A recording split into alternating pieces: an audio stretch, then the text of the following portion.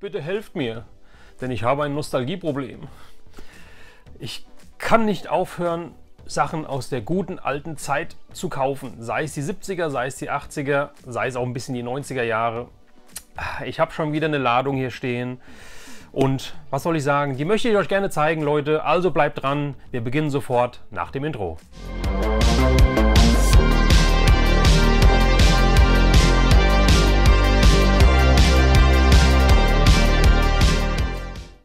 Was hast du, Regina? Wir sollen anfangen. Wir sind live. Oh, hallo. Vielen Dank.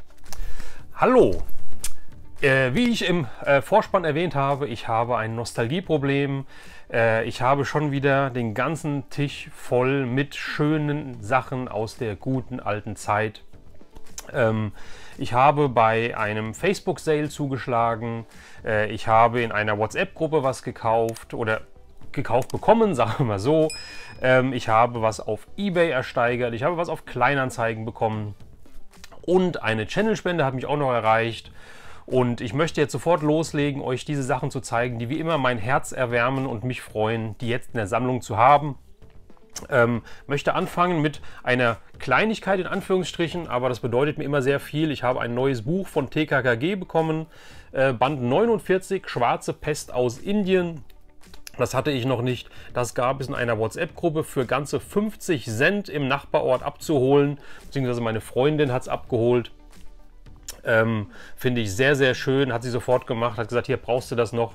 Und ich habe gesagt, ja, das habe ich noch nicht. Und ich finde diese TKKG-Bücher einfach total toll. Von Pelikan, Stefan Wolf, ist ja nur das Pseudonym gewesen. Diese Hardcover-Bücher hier finde ich total klasse. Also das wandert jetzt auf jeden Fall in meine Sammlung und somit ist wieder ja ein Full-Set, nenne ich es mal, was die TKKG-Bücher angeht, wieder ein kleines Stückchen näher gekommen. Leute, dann habe ich auf eBay zugeschlagen. Es war eine Auktion mit Preisvorschlagsoption. Gott, was für ein Zungenbrecher. Und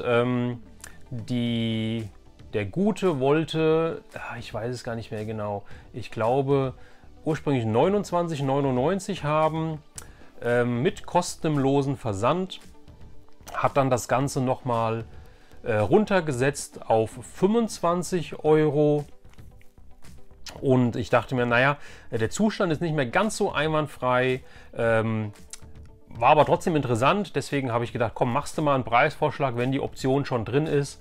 Habe einen Preisvorschlag von 20 € gemacht und habe dann einen Zuschlag bekommen. Ja, also 20 € inklusive kostenfreien Versand. Das heißt, ich habe 20 € bezahlt und habe jetzt etwas bekommen, was nicht so typisch ja, Actionfiguren-lastig ist. Also es sind keine Actionfiguren, aber es ist Zubehör für Actionfiguren. Und zwar für Actionfiguren, die nicht jeder von uns, von euch wahrscheinlich kennt. Denn es geht um Golden Girl von der Firma Galoob. Galoob hat ja auch in den 80ern die Blackstar-Figuren rausgebracht. Da habe ich ja auch schon mal ein Video zu gemacht. Und Galoob hat auch Golden Girl rausgebracht. Das müsste so 1984 gewesen sein. Ich gucke gleich mal auf die Verpackung. Und Golden Girl war so eine Toyline, ja, man kann sagen, so She-Ra-mäßig, eine Mischung aus She-Ra und Barbie, kann man fast sagen. Denn es gab da auch Wechselkleider, Wechselkostüme, die ich separat kaufen konnte und dann die Figuren halt einfach umziehen konnte. Ja, und das habe ich jetzt gekauft. Ich habe Wechselkleider gekauft von Golden Girl. Ich finde allein diese Verpackungen wunderschön. Ich finde den Schriftzug Golden Girl and the Guardians of the Gemstones. Ja, also was für ein reißerischer Titel. Ich gucke jetzt gerade mal genau, 1984 von Galoob war das Ganze. Und hier habe ich natürlich das Kostüm drin. Der Blister ist ein bisschen gelb, aber das macht mir überhaupt nichts. Ich finde das Artwork im Hintergrund richtig klasse. Das Golden Girl hier mit den blonden, mit der blonden langen Löwenmähne finde ich total toll. Den Schriftzug, wie gesagt, das Lila im Hintergrund erinnert halt auch so ein bisschen an She-Ra. Ich muss gerade überlegen, 1984 ist der She-Ra schon rausgekommen? War da schon She-Ra auf dem Markt? Also She-Ra war ja nämlich auch in diesem lila-pink Design, die Verpackungen. Also schon sehr, sehr ähnliche Anleihen. Ja, und ich zeige euch erstmal, was ich noch habe. Das ist jetzt, hier steht es ganz klein drauf, ein Festkleid. Es gab ganz viele Kleider, ganz viele Wechselklamotten. Denn hier haben wir, ihr seht, ein Fantasy-Kleid. Und es steht halt immer Abenteuerkostüme noch auf Deutsch drauf. Das heißt, eine deutsche Verpackung. Ja, auch sehr schön. Hier hat die gute, hier sieht man immer auch so kleine Bildchen, wie die Figur dann mit diesem Kleid, mit dieser Bekleidung aussieht. Und hier sieht es aus, als hätte sie eine große runde Zielscheibe auf dem Bauch, damit man die Figur ja nicht verfehlen kann. Finde ich sehr, sehr witzig. Dann haben wir ein Abendkleid. Ein Abendkleid, auch hier wieder, wie sieht das Ganze aus, wenn sie es anhat. Und das muss ich sagen, ja, ist ein Kleidchen, es ist irgendeine Schärpe dabei. Also schon wild. Und dann haben wir nochmal ein Festkleid, was aber eher wie so ein Overall aussieht. Ein Festkleid, ein schwarzer Ganzkörper-Jumpsuit irgendwie. Und ja, Gold. Was ist es? Es ist wahrscheinlich eine Weste und eine goldene Hose so ungefähr, so als Set. Man hört es auch ein bisschen, da ist auch eine Kette mit drin. Finde ich sehr, sehr schön, wie gesagt. Und wenn ich es jetzt umdrehe, dann seht ihr die ganzen Kleider, die es gab. Und es gab insgesamt, jetzt guckt euch das mal an, 38 Stück. Es gab 38 verschiedene Zusatzkleider. Die Figuren haben hier immer schon eine Bekleidung dabei gehabt. Die sind ja nicht nackt verkauft worden. Und es gab 38 weitere Kleidervarianten. Also echt Wahnsinn. Ich habe schon ein Päckchen davon, habe ich schon. Jetzt habe ich ganze 5 Kleider, also 4 Stück jetzt hier für 20 Euro. Und ein weiteres in der Sammlung schon, also 5 Kleider. Und jetzt wird es mal langsam Zeit für eine Golden Girl Figur.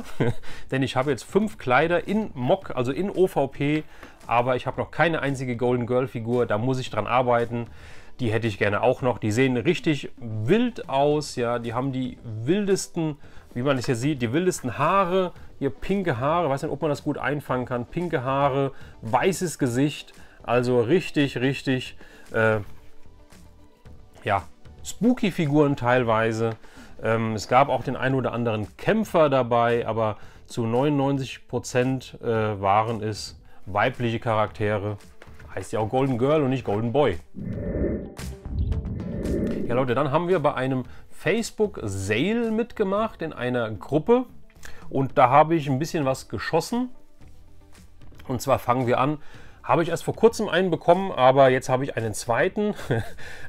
Auf 2 Beinen steht man halt einfach besser. Einen Viewmaster habe ich in einem der letzten Videos schon ausführlicher beschrieben. Das heißt, das war ja mein kleines Kino damals. Du hast hier so kleine Bildscheiben, die du einlegen kannst. Ja, und dann kannst du hier durchgucken und dann hast du so einen kleinen 3D-Effekt. Legst die Scheibe ein und hier mit diesem Hebel blätterst du immer ein Bild weiter. Ja, hast dann in der Mitte hier drin stehen, also wenn du durchs Bild, wenn du hier durchguckst, dann siehst du das Bild und dann kannst du halt kurz hier reingucken und dann siehst du halt eine Beschreibung zu der Szene, die du gerade siehst, also was passiert da. Finde ich sehr, sehr schön. Ich habe ja gesagt, ich habe ja genau den jetzt bekommen vor kurzem über Kleinanzeigen für 14 Euro mit 3 kompletten Sets Bildscheiben. Ja, ich wollte ja eigentlich noch einen roten haben, weil ich den früher gehabt habe. Jetzt habe ich einen zweiten grauen, was überhaupt nicht schlimm ist. Ja, der müsste auch so aus den 60er Jahren, meine ich, sein. Und eine Bildscheibe war dabei und das ist Donald Duck entdeckt eine Schatzkammer. Das ist eine Bildscheibe, wahrscheinlich, meistens sind es ja immer 3 Stück, geben ein Set. Also es könnte sein, dass das hier wahrscheinlich 2 fehlen. Ich weiß es nicht genau, aber ist überhaupt nicht schlimm, denn ich habe diesen Viewmaster für ganze 2 Euro bekommen. Finde ich richtig klasse. Ja, dann geht es weiter. Dann habe ich im Sale einen Twinpod Cloud Car Flieger bekommen. Ich glaube, ich habe es jetzt richtig ausgesprochen. Das ist ein Twinpod auf jeden Fall. Sprich, Star Wars, das Imperium schlägt zurück. Wolkenstadt Bespin bei Lando Calrissian wie Han Solo, Leia und Chewbacca das erste Mal Lando Calrissian besuchen, den ehemaligen Schmuggler, der jetzt auf Bespin ja, haust, nenne ich es mal. Ja, dieses Fahrzeug hier ist von 1980. Ja, ich habe hier diese kleinen hoffentlich sieht man das, diese kleinen Kufen, die ich ausfahren kann, die sind aus Kunststoff. Ja, dann kann ich ihn schön hinstellen. Ich habe das Ganze, wenn man es sieht, hier oben auch nochmal in groß, auch von 1980, das Spielzeug von Kenner, also das große Spielzeug, wo die Figuren auch reinpassen. Das hier ist ein Die-Cast-Modell, das heißt, das ist Metallblech, sage ich mal. Da gab es mehrere Fahrzeuge von, die sind gar nicht mehr so günstig. Ja, ich habe zuletzt halt online welche gesehen, da hat sie jemand für 49 € angeboten, keine Ahnung. Ob die auch dafür weggehen, weiß ich nicht, ja, aber das gute Stück hier hat keinen Farbabrieb. Ich hoffe, man sieht es einigermaßen, ja, wunderschön, ja, und den habe ich, wie gesagt, 1980 Baujahr, den habe ich für 14 € mitgenommen, beziehungsweise geschossen. Upsala. Dann, vielleicht hört ihr es schon, ich habe hier Kassetten stehen. Dann gab es einen Kassettendeal, ebenfalls in diesem Sale. Ich habe She-Ra-Kassetten bekommen, und zwar einmal Princess of Power, das Geheimnis des Kristallpalastes. Ja, das ist ja diese Bonuskassette, die dann auch wie bei den Masters of the Universe auch der Figur beigelegen hat eine Zeit lang. Die war dabei, da gab es auch kein Cover für, das war halt damals so. Dann habe ich Folge 2, das magische Schwert bekommen. Finde ich auch sehr schön. Ich finde auch hier habe ich eben noch von Pink gesprochen oder von Lila. Sogar die Kassetten von She-Ra waren so. Das Herz des Bogenschützen, Folge 3, She-Ra Princess of Power. Finde ich sehr schön. Und die Covermotive waren halt immer so, nicht wie bei den Masters, das war nicht gezeichnet. Ich glaube, das ist doch nicht gezeichnet, oder? Nein, ich glaube, das sind halt die Figuren, die da halt drapiert wurden und hingestellt wurden. Bin mir nicht sicher. Das sieht jetzt eher wie eine Zeichnung aus, aber ich bin mir eigentlich ziemlich sicher, dass es keine Zeichnungen sind. Ich glaube, das sind keine Zeichnungen. Denn wir haben hier Folge 4, das Diadem der Verlockung. Da ist She-Ra mit ihrer Gesichtsmaske, damit sie auch ja nicht erkannt wird, und auf dem Pferdchen. Finde ich sehr schön. Dann haben wir Folge 5, der Duft des Vergessens. Den habe ich auch manchmal, wenn ich morgens einen Kaffee trinke und dann noch mal kurz wohin muss, bevor ich zur Arbeit fahre. Nein, nur Spaß. Auch sehr schön mit dem, ich kenne die Namen bei She-Ra leider nicht hundertprozentig, mit dem Löwen, mit der schönen Mähne. Auch da gab es ja die ganzen Actionfiguren von. Und ich habe noch Folge 8, die Hüterin des Lichts, wo auch endlich mal ein Kerl drauf ist. Bo, der Bogenschütze. Ja, finde ich sehr schön. Das heißt, ich habe hier 1, 2, 3, 4, 5, 6 She-Ra-Kassetten. Ja, ich habe für diese Kassetten 30 €, ich glaube 31 € bezahlt im Claim Sale. Die werden ja teilweise auch schon für 10 € Stück gehandelt. Von daher auch da, und die haben mir noch gefehlt. Ich meine, eine habe ich jetzt davon doppelt. Müsste ich gucken. Aber das macht mir jetzt nichts. Ja, wie gesagt, Kassetten kann man eigentlich nie genug haben, und eine doppelte schadet auch nicht. Irgendwann geben die mal ihren Geist auf, wenn man sie regelmäßig hört. Dann fangen sie an zu leiern, dann werden sie dumpf oder was auch immer. Es gibt mal Bandsalat, und dann ist es immer schön, wenn man eine Ersatzkassette hat. Das war noch nicht alles, denn in dem Sale habe ich noch was bekommen, und zwar habe ich Kassettenkoffer bekommen. Die freuen mich wahnsinnig, denn da war ich schon lange auf der Suche, habe sie ja bisher nie bekommen, oder sie waren mir einfach viel zu teuer, denn es handelt sich um Kassettenkoffer von Alf. Ja, wunderschön, von 1988 sind die Koffer, vielleicht sieht man es hier. Ich habe einmal einen Koffer mit einem Comic-Alf, mit einem gezeichneten Alf, in einem sehr schönen Zustand. Ja, hier ist immer darauf zu achten, dass die Schnalle immer noch funktioniert, beziehungsweise dass die Schnalle noch da ist und nicht abgebrochen etc. Er geht ein bisschen schwer, aber man sieht halt auch hier, das Inlay ist noch drin, ist ein bisschen vergilbt. Und was halt bei den Kassettenkoffern immer ist, da muss man auch drauf achten, auch er hier hat hier leider einen kleinen Einriss hier und einen kleinen Einriss hier unten. Das kommt halt immer, wenn man als Kind diese Koffer aufgemacht hat. Ja, es ist halt einfach nur Kunststoff mit eingelegter Pappe, und das reißt halt irgendwann mal. Wie gesagt, die sind von 1988, aber der Verschluss klappt, der Bügel ist dran, ja, und es ist nur leicht eingerissen. Den habe ich bekommen, und dann den, ich glaube, den kennt jeder, den schönen No Problem Alf Koffer. Auch der war, wie gesagt, aus dem Sale, auch von 1988. Da, 1988 ist der auch. Auch hier dieser Koffer mit Schnalle in Ordnung, gleicher Schließmechanismus. Hier sogar noch Folie drin, sehr schön. Und das ist diesmal nicht vergilbt, sondern auch die Einleger für die Kassetten sind noch drin. und der ist so gut wie nicht eingerissen, nur ganz minimal an der einen Seite. Das hat mich sehr, sehr gefreut. Ansonsten einem wunderschönen Zustand und ich habe pro Koffer 25 € bezahlt. Ja, das ist relativ viel für Kassettenkoffer, aber eigentlich wenig für einen Alf-Kassettenkoffer. Ja, wenn die gut in Schuss sind, dann gehen die auch mal für 50 € das Stück weg. Das ist eigentlich total krank, aber es ist so Angebot und Nachfrage halt. Ja, und zu den 25 € pro Koffer, also summa summarum 50 €, waren auch noch Alf-Kassetten dabei. Ja, die hat er so mit beigelegt, und zwar einmal Alf Folge 8 ohne Hülle, Alf Folge 13, ich zeige jetzt einfach nur kurz in die Kamera, Folge 14, Folge 15, Folge 16, Folge 17, Folge 17, ja, zweimal Folge 17 und Folge 18. Ja. Die Alf-Kassetten habe ich ja alle noch aus meiner Kindheit. Die gebe ich auch nicht her, um kein Geld der Welt. 1, 2, 3, 4, 5, 6, 7, 8 Stück sind jetzt hier, die ich jetzt zu den Koffern dazu bekommen habe. Und diese 8 Kassetten gehen an meinen Schatz.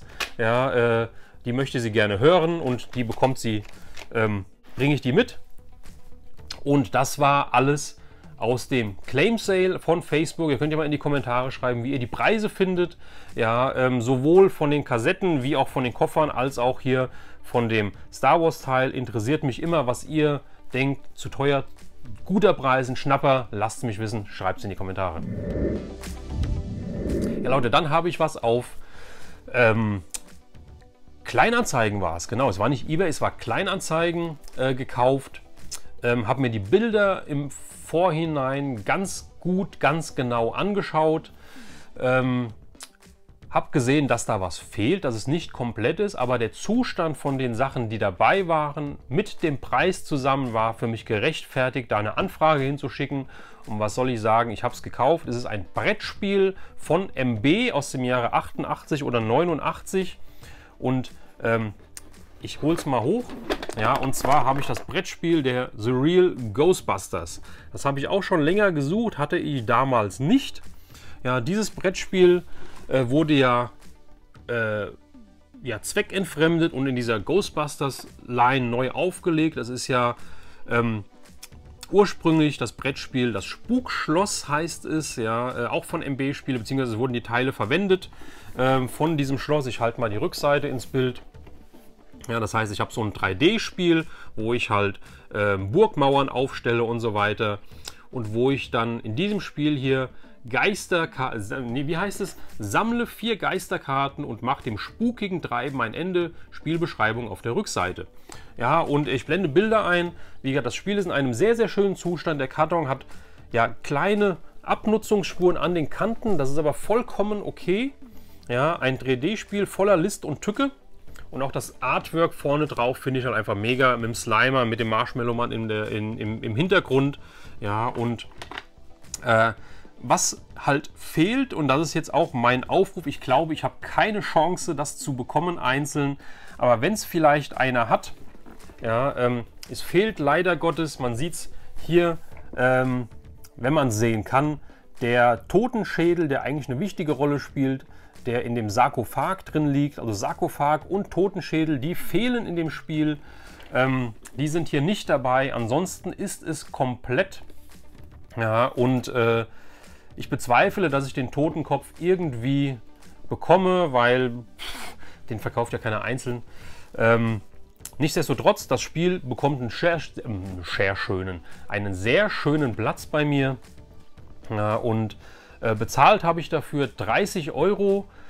Ich denke, der Preis ist absolut gerechtfertigt. Ja, wenn man es nicht durch Zufall irgendwo auf dem Flohmarkt für einen Fünfer, für einen Zehner, für keine Ahnung was, für 2 €, was auch immer findet.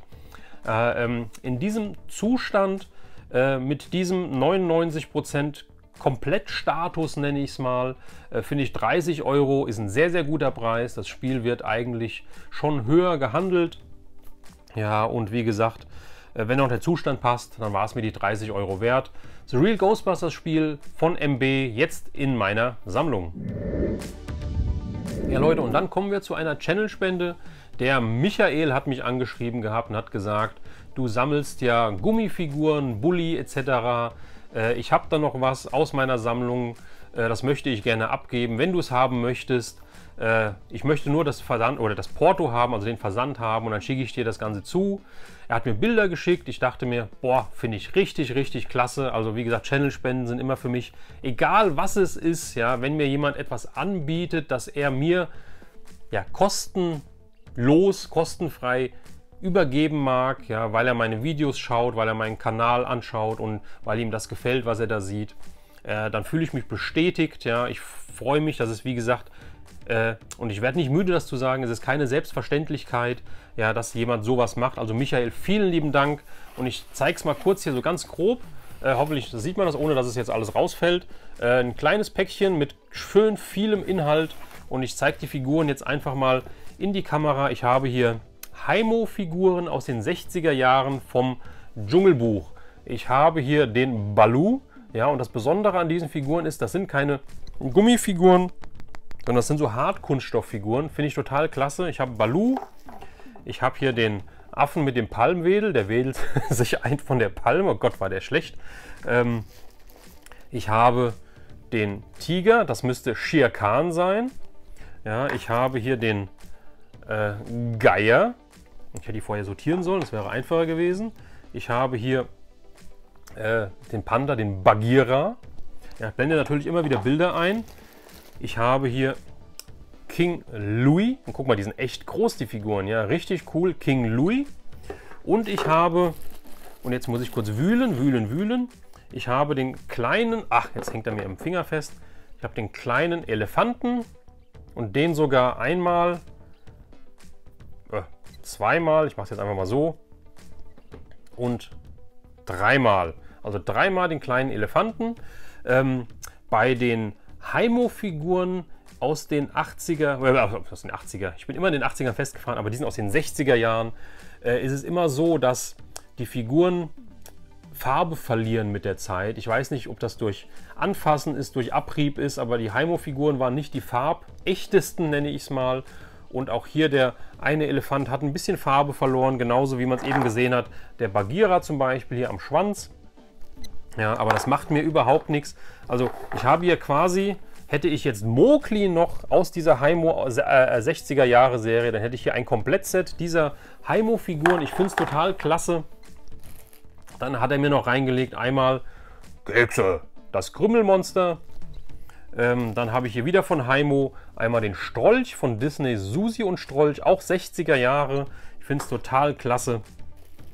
Ja, und dann kommen hier noch ein paar, genau, hier habe ich noch einen, hier habe ich Klopfer von Bambi. Und wenn ihr jetzt denkt, hä, der ist ja braun. Ja, Klopfer war natürlich grau in dem Film, aber bei Haymo, die haben immer Farbvarianten gehabt. Ja, also den Klopfer gab es auch in Grau, aber den gab es auch in Braun. Und ich habe hier den Braunen, finde ich sehr, sehr toll. Dann haben wir hier einmal, wenn es weitergeht, hier genauso dasselbe, Donald Duck. Ja, auch 60er Jahre Haymo, oder waren das schon 70er? Bin mir gar nicht so sicher. Auch hier Donald Duck hat eigentlich ein blaues Matrosenshirt an. Hier ist es ein rotes. Gibt es also auch in zwei Farbvarianten. Und die haben halt immer, speziell diese Disney-Figuren haben halt immer Farbabrieb irgendwie. Ja, hier haben wir eine alte Mickey Maus. Ja, alles Haymo-Figuren. Ja, das ist meine Haymo-Sammlung, wird ganz schön aufgestockt. Ja, wir haben hier Minnie Maus. Wir haben dann, wen haben wir noch? Wir haben hier Goofy. Goofy haben wir auch noch. Gab es auch in verschiedenen Farben, den guten. Wir haben den guten Ingenieur, dem ist nichts zu schwör, dem Daniel Düsentrieb. Ja, auch sehr schön. Dann haben wir, ich weiß gar nicht, wer es ist. Ist es Tick, Trick oder Drack? Einer von den dreien auf jeden Fall. Den haben wir jetzt auch hier mit dabei. Ich habe hier A-Hörnchen oder B-Hörnchen. Ich meine, das hier ist B-Hörnchen oder neumodisch Chip and Chap. Ja, auf Deutsch, oder Chip and Dale im Original. In Deutschland war es für mich immer das A-Hörnchen und das B-Hörnchen. Dann haben wir hier eines, auch da weiß ich nicht welcher es ist, eines der drei kleinen Schweinchen. Auch sehr toll.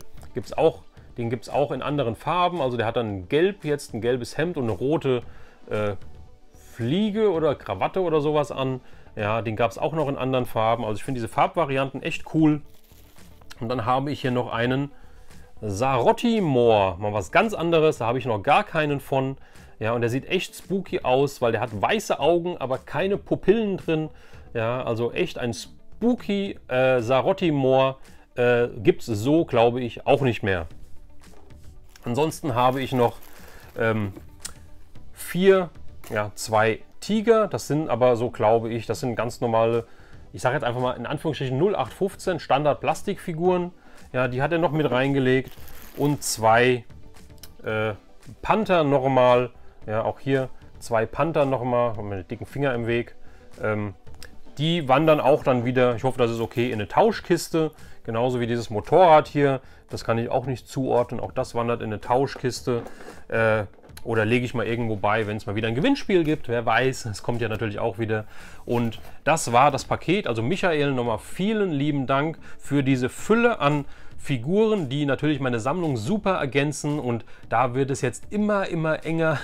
Muss mir echt überlegen, wo ich diese tollen Haimo-Bully-Schleichfiguren unterbringe.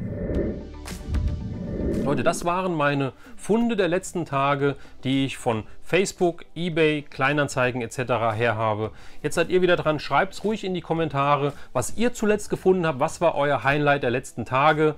Wenn ihr Fragen an mich habt, dann schreibt mir an retrorauner@outlook.de. Ja, sei es Fragen zum Sammeln, sei es Fragen über mich, irgendwas, was ihr wissen möchtet. Die Fragen werde ich alle notieren und dann in einem der nächsten Videos am Ende immer einstreuen und diese Frage dann halt vor der Kamera beantworten. Ansonsten, ich hoffe, das Video hat euch gefallen. Wir sehen uns hoffentlich beim nächsten Video oder Livestream. Livestreams machen mir momentan sehr viel Spaß. Wenn ihr auf meinem Kanal seht, dann gab es die letzte Zeit 3 Stück kurz hintereinander. Und da möchte ich auch gerne weitermachen. Also Leute, bleibt dran, bleibt am Kanal, es geht weiter, macht's gut, euer Retro Rauner.